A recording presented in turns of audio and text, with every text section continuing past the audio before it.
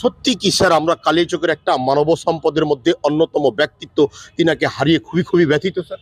Guardian হিসাবে সবসময় আমাদেরকে সহযোগিতা করতেন এবং আদেশ নির্দেশ সবসময় দিতেন এবং সবসময় পাশে থাকতেন।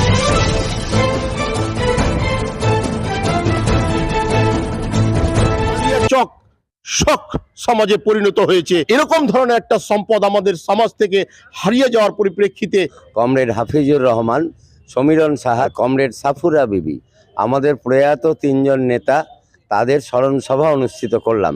তিনার ব্যক্তিত্ব সম্বন্ধে আপনি কালিয়াচকের কতটা আনুসারিক? হাফিজুরদা সত্যি বলতে কি জমিদার পরিবারের ছেলে।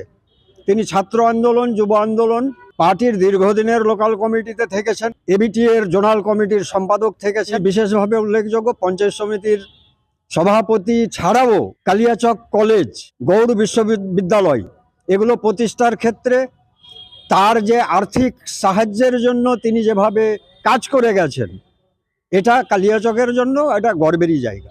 এইভাবে যে উনার ঘাটতি, কালিয়াচকবাসীর যে একটা দায়িত্ব, একটা কর্তব্য। কমরেড হাফিজুর রহমান এর সবটার একটা কোঅর্ডিনেটর হিসাবে যুক্তিবাদী এবং সাহসিকতার সাথে সবকে যেভাবে করতেন, তার অভাব নিশ্চয়ই কালিয়াচকবাসী অনুভব করবে এবং তার পথে কালিয়াচকের যে আগামী দিনের যে এগিয়ে যাওয়ার যে পথ, সেই পথ এগিয়ে যাবে কালিয়াচকবাসী। তখন একজন অভিভাবক কিংবা অভিভাবিকা যেমন একটা অসহায় দুস্থ পরিবারের পার্শ্বে দাঁড়িয়েছে, সেই মতোই ইনি সেই স্বর্গীয় মাস্টার মোহাম্মদ হাফিজুর রহমান সাহেব, ফিতু মিয়া বলেও ফ্যামিলিয়াল ফেস। আপাতত এই পর্যন্তই। কালিয়াচক ব্রেকিং নিউজ চ্যানেলের পক্ষ থেকে সকলকে জানাই অসংখ্য অসংখ্যবার ধন্যবাদ।